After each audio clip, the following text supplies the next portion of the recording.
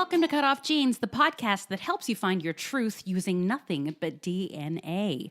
I'm Julie Dixon Jackson, and I'm a genetic genealogist, henceforth known as a Gen Genie. And I am Richard Castle, the producer and also the co-pilot of this episode. And I'm very excited about today's episode because we have a special guest, don't we? We do. We have an in-studio guest. It's my friend Amy. In-studio special guest. It brings me joy. I smile. It brings you joy. She's smiling. That's her smiling. I'm giggling. Yes. It's good to be here. Thanks for having me, guys. So Amy is my dear friend, and she has I was going to say terrific story to tell. I don't know if that's the word. I find it terrific. I was excited coming over here because I felt really special to have this story to share so that other people can't feel alone. So yes, nice to be here. Thanks. Great. Thanks for having me. So we're going to start off with a little corrections corner. Last week, I did a little update of My Heritage Live 2018, which happened in Oslo, Norway, and I gave some bullet points of new stuff that My Heritage Live is featuring on their site now. And Jen McGillivray was quick to correct me about something, and she was right. And so let me just get to it. I said I was talking about My Heritage Live, My Heritage featuring ancestral locations. And she pointed out that actually Ancestry does that too, and it does. When you go to the face page of your match, there are the three buttons. The third button says locations, and you can click on that and see the locations of those ancestors, which I knew, but I didn't mention it because I was more stoked about the whole GPS extravaganza that comes with the MyHeritage thing. Also, Jen mentioned when we do broken up stories for different episodes, if we could please give a brief recap of the previous one. I keep forgetting to do that. And of course, not everybody's listening in order, or, it might have been a few weeks since they've listened. So yes, I agree with that. That's really good feedback. When Renee was here, she was really good about... Remember Renee? I miss Renee. Hello, Renee. Love you, Nay. When she was here, she would always sort of say, okay, last week, where were we when we were talking about your story? Yeah. So she was the one, I think. And perhaps it was, I was remiss in my co-pilot seat. Well, actually, when it was my story, I would always say when last we spoke. All right, let's get into it. Amy. Yeah. So Amy and I have known each other, 5 years? Something like that? So one day you came to me or called me or something and said, you're not going to believe this. Yeah. Can I just say, I'm so honored to be here before I even dive in, because after all of this stuff happened that I will share, I really do believe that it is so, so important to share what you're going through, because the first thing I felt was, oh my God, I'm not alone. And the more and more I have felt that I'm not alone, and the more I've learned, and that's part of the story too, the more unbelievably grateful and centered and kind of, and you just, in any situation, I don't know if you have cancer or if you have other things or whatever, but when you know you're not alone in that situation, there's just something like, okay, I can get through this. So, absolutely. So thank you for having me on. This is really cool. Thank you You're for amazing. Thank you for being because I think on. it's really, really awesome. So I'm 41 now, and I have a 9-year-old little girl. I have a great husband. So it's been a really rough few years, but basically when I was 37, so 4 years ago, basically my mother had asked a couple weeks prior. My mother and I are very, very, very, very, very close, and I'm an only child. Well.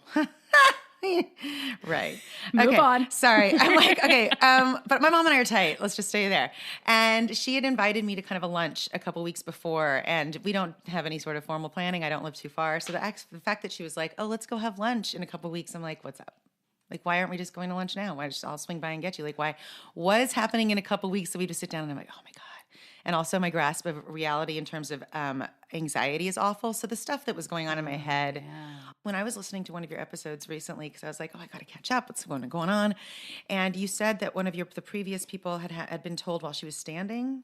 The dad told her while she was standing. And she said, yeah. And she made a very flippant remark. And I don't know if you noticed it, but a previous person you interviewed said, yeah, and I was standing, like I was just standing. He didn't even I wasn't even sitting down. And I was like, it's funny, you don't think of these things, but it would have been really nice if I'd been sitting down. But she invited me to lunch, and we didn't even get into restaurant before we were in the parking lot, and it just blurted out. So she looks at me and she kind of looks up, and I'm there also in the midst of kind of returning like things to her. You know, it's just like, oh, I have these things I'm bringing back I borrowed from you and whatever. And she's like, can we go to the car for a second and just put those in the car? I said, okay. And as she's there, I look down at her, and this look on my mother's face I've never seen before. This look of like, she was really scared. She was nervous for me. She loved me. Was she going to fall down? I didn't know what was going on. Yes. And my mom's 74 now, so 70, 71, you know, she's in good health. She's not with my father. They were divorced when I was 7. Right. So she's not with my father or anything, but it was one of these things where she looks at me and says, what are the words she said? Because sometimes, it's funny. It's like I blame her for blocking things out. And now it's only been 4 years ago. What were the actual words? She said, I have to tell you something. And I said, yes. And she goes, your father is not your real father, or something like that. Or Bob. She said real father, which I think is also what she said.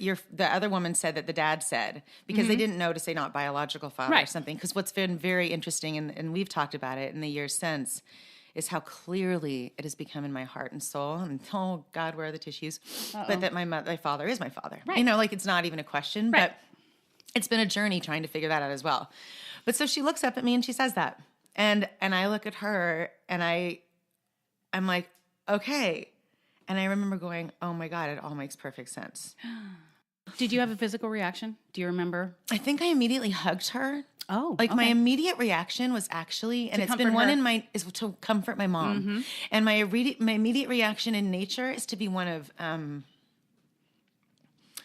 comfort and love, and like also and making everybody else okay. Yes, me so too. appeasing. Yeah. Amy, may I ask, when you said that it all made perfect sense, what was it that you were going over in your head that made sense to you when she said that your father is not your father? That's a great question. Well, I knew she meant that my father was not my biological father, and I knew that it was a sense of some sort of relief for her at that moment, but also like she was so I've never seen my mother so terrified to tell me something in my life. Like it was crazy. It was the years and years of me questioning why things didn't make sense, why there were just things didn't make sense. That could be a whole nother discussion we have. Yeah. But truly and honestly, do you have one example? One example. I remember he showed up to my college graduation, and he came to my college graduation in Indiana, and he was there for a little while, and I was really confused because he was there, and I wasn't raised by him, but he was there physically, and he was like yelling for my name in the audience, and I'm like, I can hear him yelling for me, like he seems really proud of me. I was like, this is amazing, like this is what I've yearned for, right? But then afterwards, he's like, I gotta go. I can't be around here. I gotta go. And then he like leaves, and we were having like a gathering or something, and I can't remember what it was, but it's just like it was a college kid, you know, going like, God. Once again, Dad put work in front of whatever was going on with me or someone else and whatever. You know, me being on the selfish side.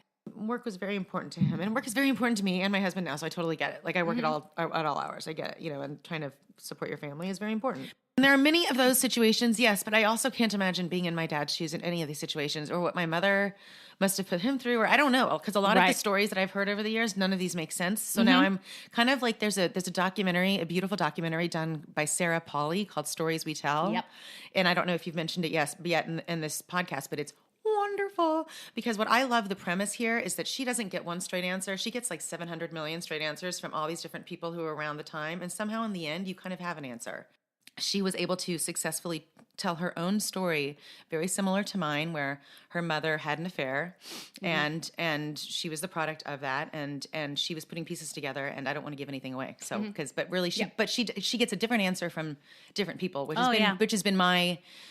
This whole thing has been different answers from so many different people, and me trying to make the correct whatever. Yeah. And you too, right? They make a detective out of you. They do. Make you work. Yeah, absolutely. And then you also, and then all of a sudden it becomes your obsession. You didn't realize it was going to be an obsession. And you're like, whatever it is. But so in that one moment, she mentions this to me, and I basically look at her and I say, I remember I hugged her.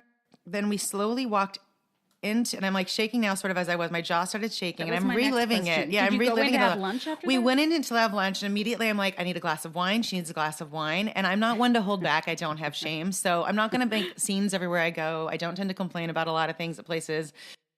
So as the lunch went on, she was very direct in the beginning, and she just told me facts like, this was the person's name, this is where I met him, we had this affair. And then I slowly started having questions, and then I realized that she blacked out most everything. So yeah, it seems like the more questions I would have, she would black out. But I really wanted to say, and it still happens now, and then some memories will come in, and maybe I'll have a new question, and we can get to that too, because the more I'm realizing there are legitimate reasons as to why someone would black out these things in their lives. But I also think, and she's like, but they're selective. And then she's also said to me, I don't want to look back on those times, Amy. I don't want to. Mm-hmm. And I'll say, okay, but for me, I need you to. And those have kind of been the calmer conversations more recently. And it's not like things ever really got heated. We kind of handle things differently. Yeah.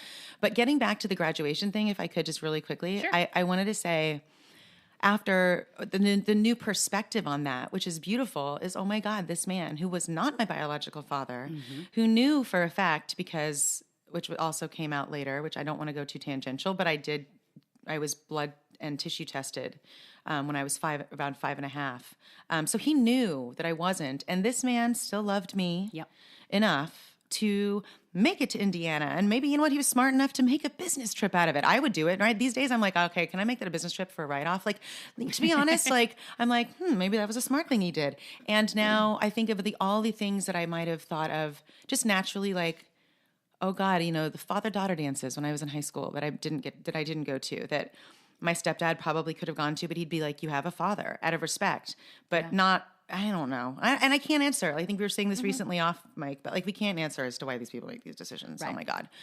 Anyway, so we then sat at that lunch. And then I remember initially feeling very goofy, more like, wait, Mom, so wait, were you having like sex with two different people at the same time? And then I remember cheersing her as a fellow woman, like, at least you had that libido. And then she's like, and honestly, she's like, and now that I've learned and talked sense, like, I don't know what, she was probably in a fog too, because she wasn't really, from what I understand, she might have not been actually as great with my dad around that time. Or I don't know, because there were signs that he's talked about with me since that, like, I knew something was up. You were trying to make her I was trying to moment. make her comfortable in the moment. That was literally, Julie, yes. Wow. Your father has since remarried. My father since remarried. And you have half siblings. Yeah, and I have half siblings who I thought were blood related half siblings.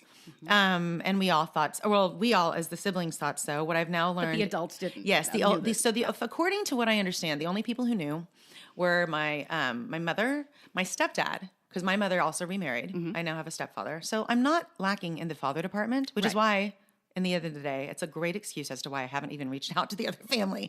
By the way, the biological father, on a side note, and I will just jump to it, has passed away. He died about a year and 3 days before I was told.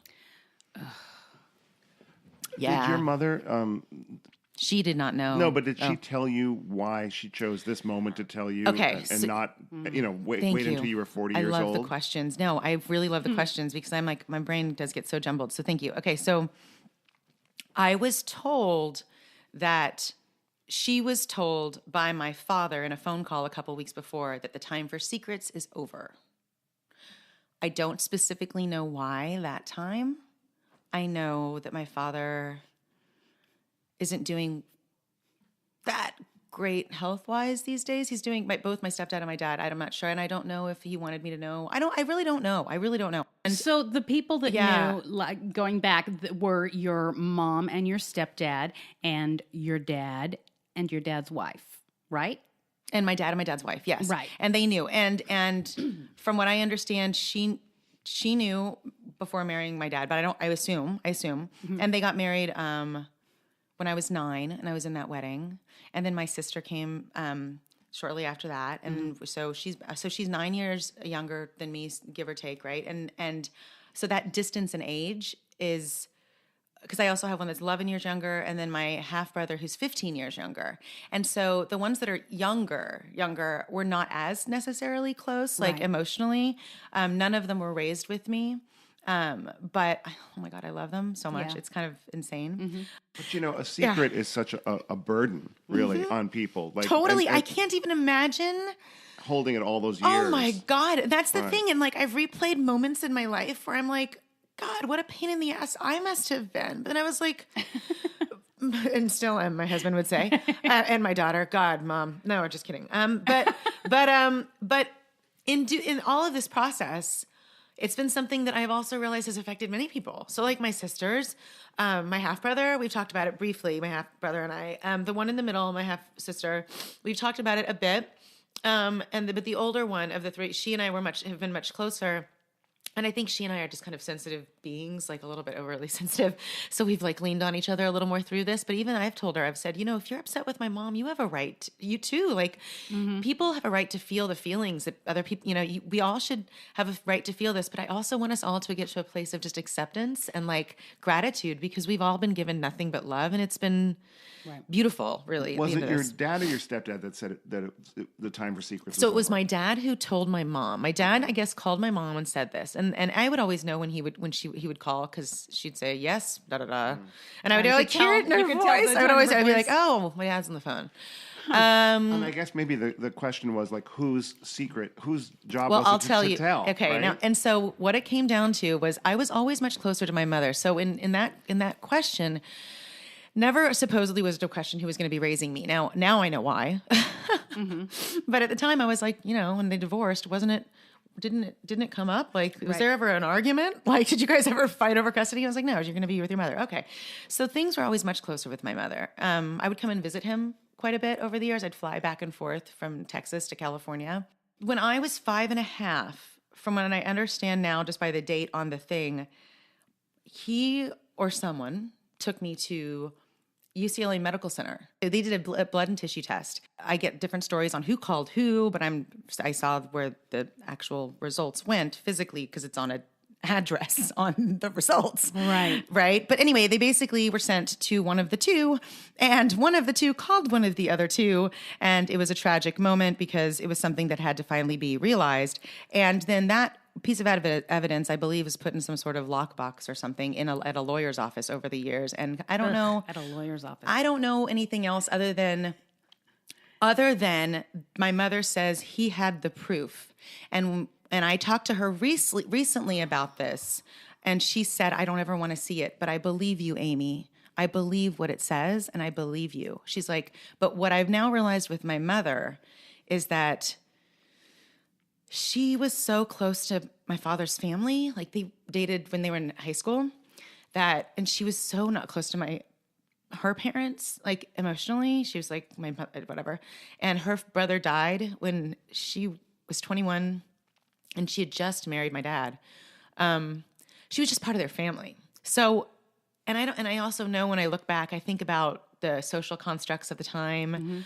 I was born in 1977. This was by no means Mad Men, but I was conceived at a retail place. Let's just put it that way. And things happened at the workspace. So I think it's like she was reaching out. They weren't able to conceive for a long time. She says to me, I didn't think I could. Your father didn't think he could. I don't know what tests specifically they had done, but I do know that she says, I didn't think I could get pregnant. And Amy, let me ask, did your mom have any idea when you were born that you were the product of an affair and not of her marriage? She says no. She says, this has been one of these things where I'm like, okay, timeline, Mom. Like, what? Like, you don't understand how this works, right? We've all learned the birds and the bees, and you do this, and you were pregnant, and you were with this person, and she said, you looked like me, and you had to be your fathers. You were your fathers. That's the way it was. You were your fathers, and that's the way it was going to be. And then the way it was over the years, I have different stories from each of them on why we left where we were living. We were living in New York at the time, and we moved back to California, or we moved to California. And from my father's perspective, it was like we were going to get you away from New York because we're going to get you away from that dude, that mom, right? Mom says, well, I don't know what he's talking about. I don't know what he's talking about. I wasn't even talking to this person. This person didn't even know you existed. I'm like, that kind of a thing. So it's kind of like, okay. And then you say, So my question is, Like, what's the truth? I when don't know. does your mom say that your dad found out about the affair? Did Okay, she? so she says to me, and I believe it was her who told me this, and not, I think it was her. She said to me at that lunch, actually, because some of these things again are getting foggy. Yeah. But she said to me at that lunch that she's like, your father must have had an idea because I used to come home and he would be playing like Your Cheatin' Heart on the radio or on the record player. I'm like, oh, that seems a little dysfunctional. That seems juvenile. That seems, well, but not necessarily. That seems like, but also maybe it was like a coincidence. Like, that's- and she you know read what? into it. You know like, what? You never know. Like, yes, that's Yeah, what I was going to think say. Maybe that's her guilt. there are a lot Yes. of songs about cheating or about, Okay. Yeah, you know, really, infidelity. it's true. It's either about Everything- unrequited love or cheating. Oh my God. That's true. Bless you, because that's exactly the truth. And that's what I think about all the time. So many television shows, so many everything. I'm like, oh, I can relate to that now. I can relate to this. I can relate to this. The songs we can all relate to. Oh, what song really was he trying to play? But really, no, of course, it's because everyone breaks up at some point or whatever. I've thought about that so many times. So I'm like, I really don't know. I know that I believe that my dad must have met this guy at some point. According to my mother, he was really prolific in his... This guy might have, I might be one okay. of many. Oh, Like, he's just sure. like, he had his fun. I'm like, okay, super Mad Men style. I'm like, Yeah. all right. I'm like, and she was like, and I've never been in touch with him since. And I've asked, I said, did you want to send him pictures of me over the years? She's like, I did not have it. You were not his. And I'm sitting here like, what? But I wasn't. And now that I've seen a picture since of this man, because I found it on Ancestry, because all those digital archives that are in there, it's like my head on this dude's body. I'm like, seriously? And I do resemble my mother as well. So they just happen to have similar features. Yep.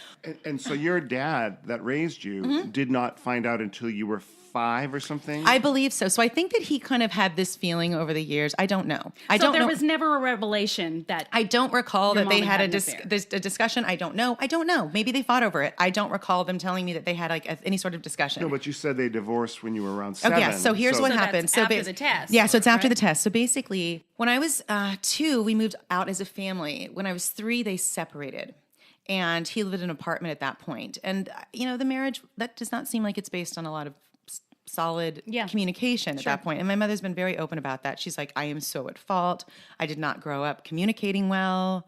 She was justifying the reasons that she had to reach out on her own and such. And you know what? I've had girlfriends since I am 41. I've had girlfriends since, very good girlfriends who have had experiences where they have unfortunately either been cheated on or cheated, and they've had their own reasons, and they've had their own marriages and divorces and things. And I've rolled with my friends, and they said, I'm a grown woman now. I understand why people make decisions and that it's not Things black happen. and white. Right. Things happen. And you know what? I'm thrilled that my parents are not together. I'm thrilled that they found other people. And I love the families that have still come from it.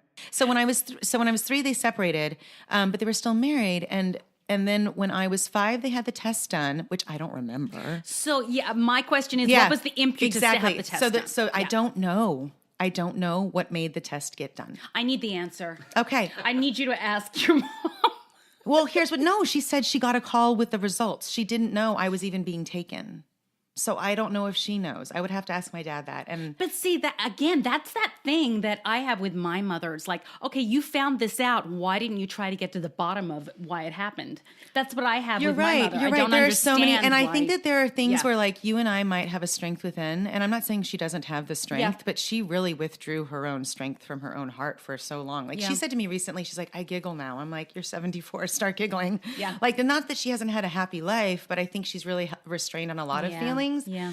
Just to hold a lot of stuff back that I'm like, why this, why that? Things that my daughter now go, are you kidding? Why wouldn't you do that? My mom's like, well, you wouldn't do that.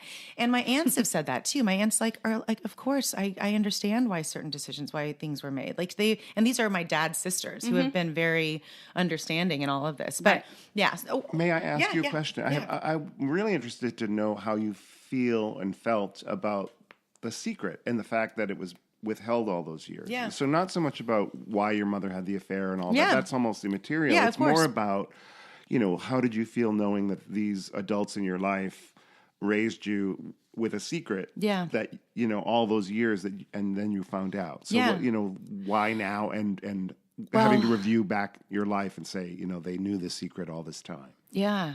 God.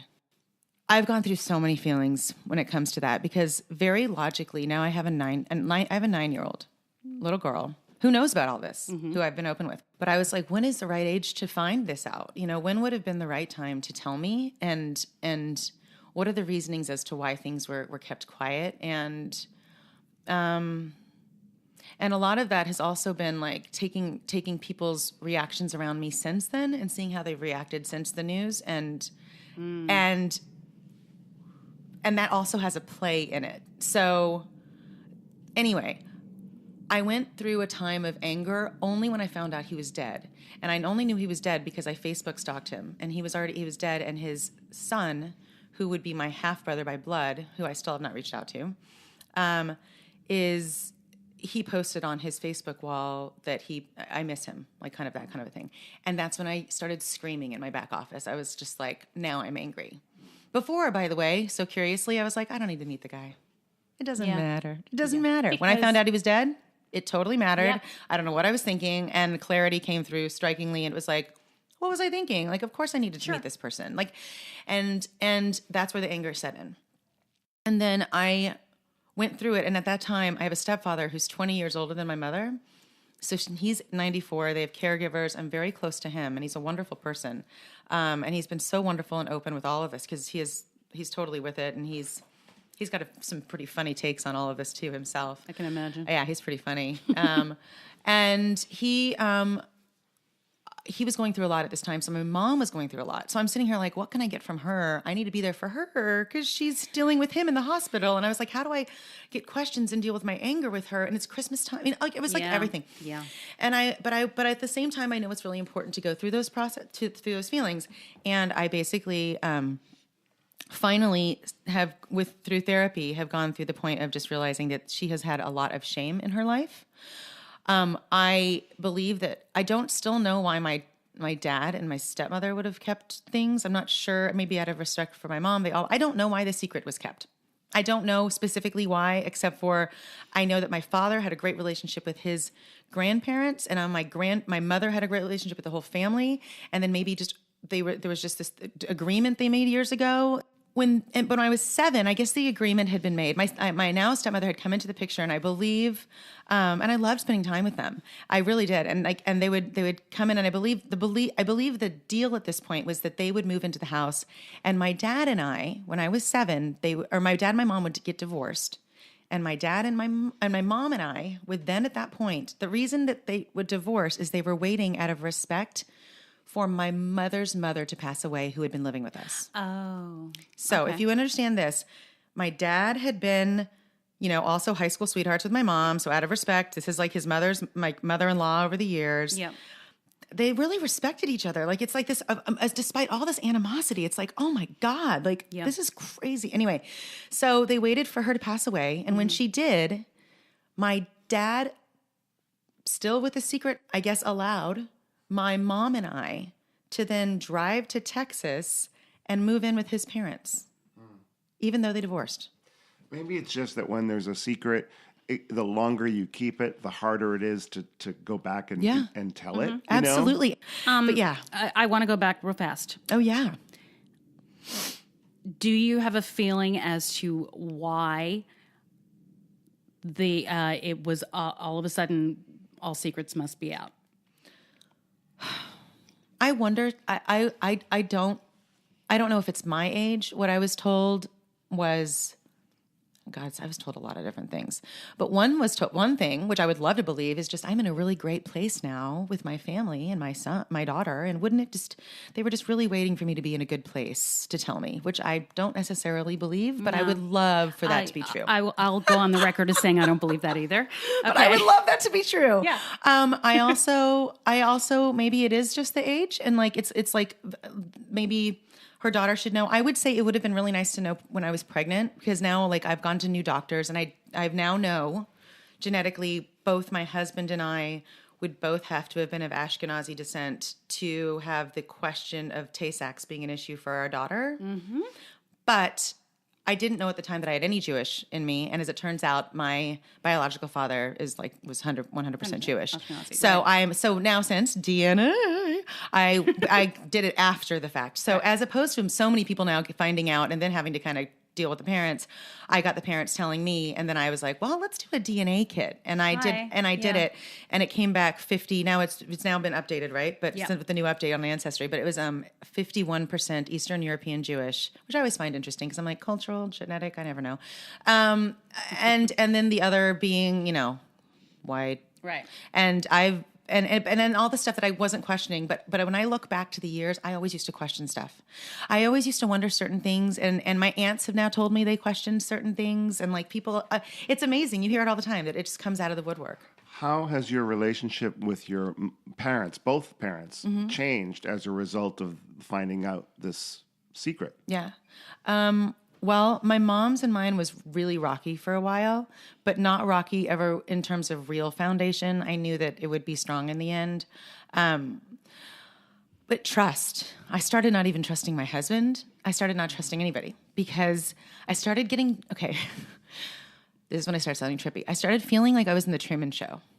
Mm-hmm. So when you start realizing that, like, you're like, oh, what the I have the worst mouth, so I've been really good this session. But what the F? The relationship with my mom got a bit rough. But a lot of it was because I also noticed that she was kind of pulling away because she would get kind of emotionally. She was very respectful of what I was going through. She has paid for my therapy since the minute this happened. Oh, she has. Oh, she has. Okay. Oh my God. She has absolutely been respectful. I like that. And she's like, I'm here for questions that you have, but please know that I don't want to go back there. But if I have to, I will. I showed up that day with that picture, and I remember standing outside her house going, I know this house. I know my mother. Why am I nervous? What is going on? What picture? It was a picture I found of my biological father when he was in college. Yes. Because he was 6'5", and I'm like, hello, this is why I have giant hands. And my daughter's super tall. My husband's shorter than me. So the relationship with my mom, it's gotten a lot better, actually, the better I've gotten to. So it's gotten great. And I can even get back to that because I've gotten a lot more settled. I went back and spent time with my family in Texas recently. And it was really interesting. It had nothing to do with what anybody said, but it had to do with proving that my life wasn't a figment of my imagination. Because I'm like, did they just make it up? But then I'm like, anybody could make up any life. Do parents of adopted kids make it up? No, this is their life. This is the reality of their life. It's not like a fake life. This is right. It's really and truly the life that you're living. Yes. No matter who puts it out there. So that's my dad. But your history was denied. But my history was my identity. Yes. And that's what my most recent therapist, who did also say, you're in a great place and we really don't need to see you anymore on a regular basis. I started crying. I haven't heard that my whole life. I was Me neither. What? But my husband goes, could you have him record that and then play it for me, please? My husband goes, I don't know about that, honey. I don't know about that. But I was like, oh my God. And she was showing me this chart of where I've gotten to a better place. But a lot of that is because I went back to family. I went back to a place of literally oh, this was real. My daughter was there. This really happened. She was like, that's your elementary? I'm like, yeah, this was real. With my dad, I wanted to answer with my dad. Yeah. With my father, I have so much more respect for my dad than I ever had ever. And one of the first things I did actually after finding out was that night I went to a friend's house because we had plans, and all our friends are very much like family. I think maybe being a relatively only child, and I just really have reached out to my friends. And I remember Matt was like, we can't go to a friend's house tonight. I go, we've got to go to their house tonight. I've got to see some people. I've got to be around people. I'm going to lose my mind. Mm-hmm. And I remember I had a lot to drink and I slept a lot. I took my anxiety medicine that night. It was probably not the best thing to combo. I was not trying to do anything but sleep, to be honest. But I slept a lot for 2 days. And then I woke up 2 days later with just this unbelievable gratitude. Unbelievable gratitude. I'm trying to watch my mouth. Gratitude for all that I have been given in this world. And he was there. My stepmother had been there. My sisters, my brother, these people, the experiences I've had, my aunts and my uncles, all these people that I have been given. It's the most beautiful thing. And what they must have gone through, no wonder it was all weird. I do try to live by the golden rule because I'm not a religious person and I do like to treat people like they like to be treated. Sometimes to a fault because you end up trying to treat other people almost, you're like, because I like to be treated well, right? So I'm like, what can I get for you? And then you're like, stop fussing, you know? And I do like to live by the golden rule and I can't imagine being in my stepmother's shoes over these years. I can't imagine being in my dad's shoes. I can't imagine being in my mother's shoes where she always tells me, she's like, I had to be so perfect for my mother. My brother was such a mess up. So I had to be perfect. I had to get the perfect grades. I could never tell you I messed up. So like, oh my God, when I first lost my virginity, she like cried because she cried and goes, I had to finally admit that your father and I had premarital sex. I'm like, what? I'm like, you need to loosen up. You know, the first time she saw me smoking pot, she's never ever had a cigarette. And I'm like, Mom, you need to smoke this and just chill the F out. Like she's literally been such a goody goody. And my father, military, and they've been good. And my mother married a good man as a stepfather who, is the head of these amazing companies and they've done really well by themselves. I've never wanted for anything. I've traveled the world. I've had incredible educations. I've been exposed to so many amazing races and ethnicities that I've felt like an outsider as as a white person. And I love it because the food that I've eaten over the years in LA, the people I've met, I love the life that I've lived. So my relationship with my father is wonderful. With my daughter, it's sometimes hard to explain, but I've been very honest with her about it. And he's very sweet. He always brings little special treats for her. We were able to have a really lovely lunch recently where my sister came to town, and I still call her my sister. I mean, she's my sister. Yeah. And you mentioned that you didn't feel the need to reach out to your birth father's family. You still feel that way, or do you think there's ever going to be a time? Yeah, that's another great question. And it all kind of ties together. I think there was an assumption at first when I was first told that when are you going to reach out? You got a family now. Here's the deal. We got the new world. The truth is here. Aren't you just going to do this? Especially, I married a Jewish man. My daughter is now 3/4 by blood, but I know not through me because it has to come through the mother and whatever. We don't really celebrate it very much. I mean, the traditional high holidays and everything, but I'm still really in the middle of this. So any listeners who are able to give some feedback, there's a group that I'm a part of that I know has been mentioned in the news and on in media. So I feel like I'm able to do so. I was turned to it by you, actually. It was posted on your wall for this podcast a few months ago. And it was posted on The Atlantic, and that there's basically a group of people on Facebook called NPEs, and it's not parent expected or non-parent expected. I can never keep up. No problem, everybody. There's always term we new use. ones. There's so many new little things to come up with, but they are really catchy. What happened this year is basically around the same time that I went back to Texas to see family, my sister reached out and said, I'd love to see you, have you spend some time with Dad. He would love to see you. And I'm like, I feel a little anxious, but I would love to. And I was anxious about how my daughter would feel just because they don't spend a lot of time together. But they had such a great time, and they were singing musicals and having the best time together. It was insane. It was wonderful. And you're just sitting here this is what family's all about. And the newer therapist, like I said, had clarified very clearly, there is a difference for some people between family and identity. Some people, it's the same. Right. But some people, it's different. And the minute she said that, I'm like, hello. And so from an identity standpoint, I would love to know this family.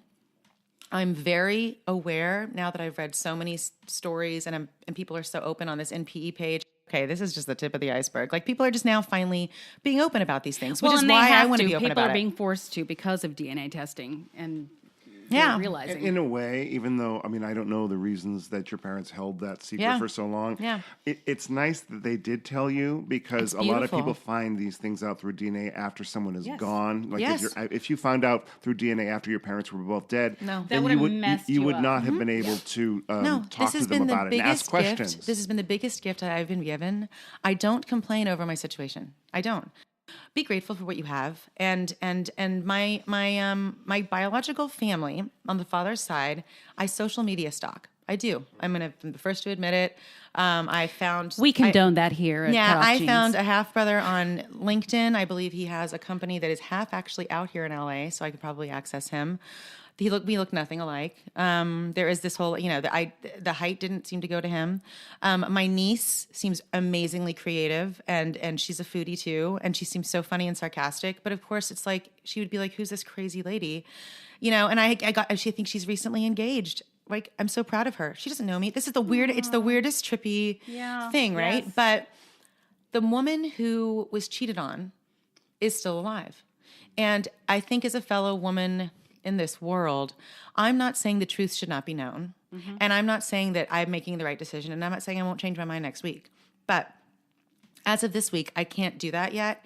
And maybe it's a matter of me reaching out to the brother, like we've discussed in the past, saying, okay, I don't want to mess up a mom, but what can you tell me about this guy? Because there's no time like the present, and I could be gone tomorrow, and I want to pass this on to my daughter. Yep. My daughter's had a lot of questions. She even asked my aunt some questions, or she'll say, why don't you have this last name? Or why doesn't this happen? Or, when I was first telling her something, she's like, well, isn't it great that she made a mistake? It's not even a mistake because I like living. And I'm like, you're brilliant, you little girl. Like, you are brilliant. Out of the mouths of babes. Mm-hmm, you're out of the mouths of babes. And then it actually explains so much so why her mother's nutty most of the time.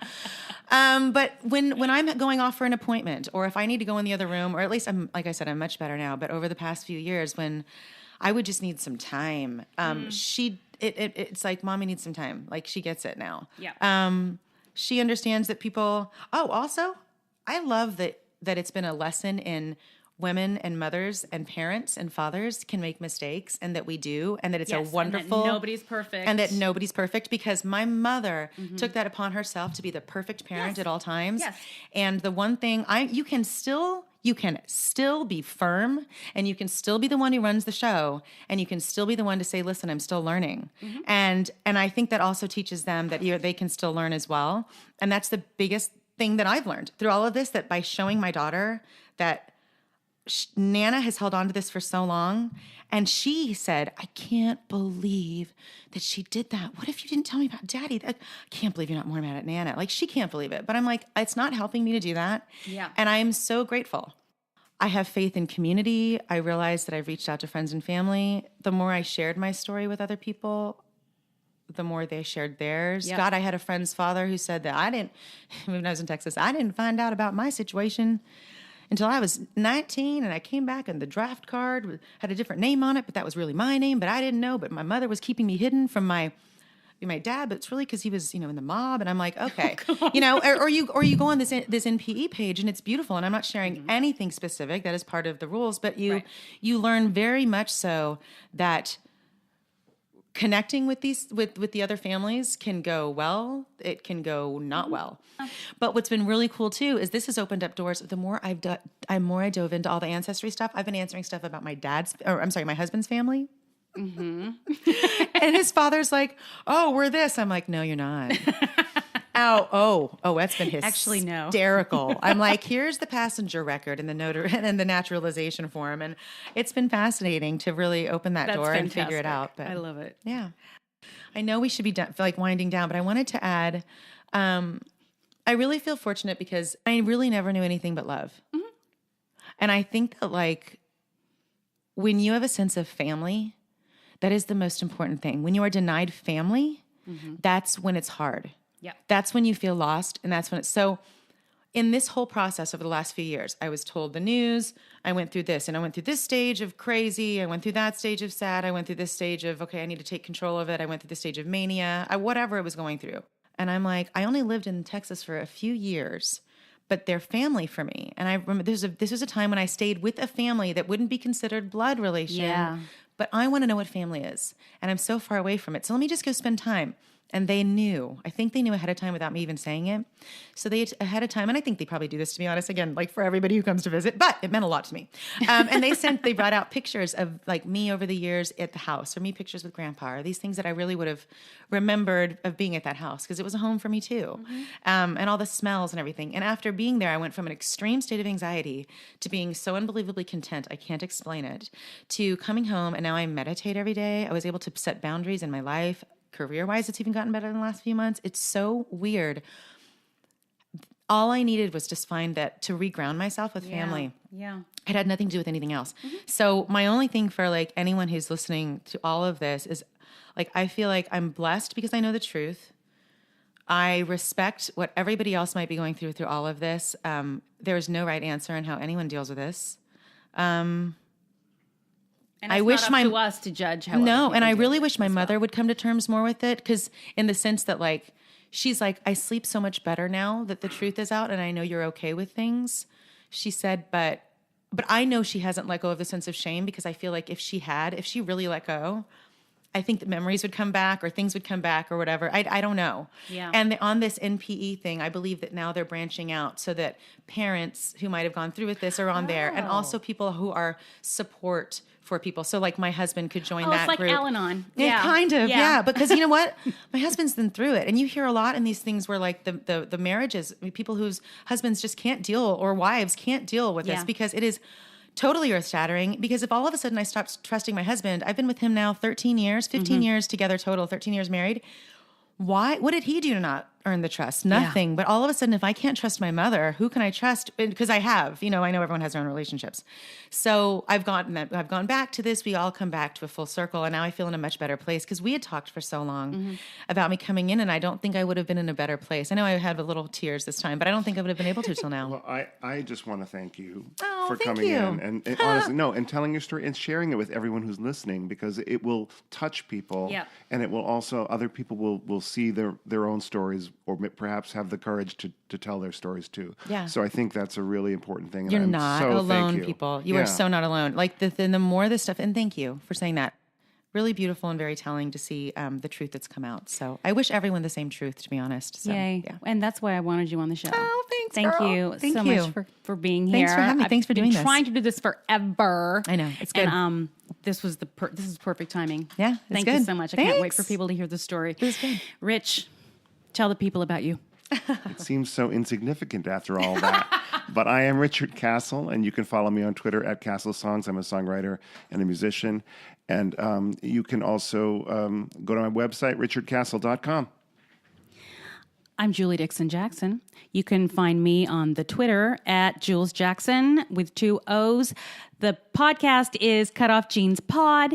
And on Facebook, we are Cutoff Genes Podcast. And I want to once again thank my friend Amy for being here and sharing her incredible story and insight. It was a pleasure. And one more thing, the truth is in your genes.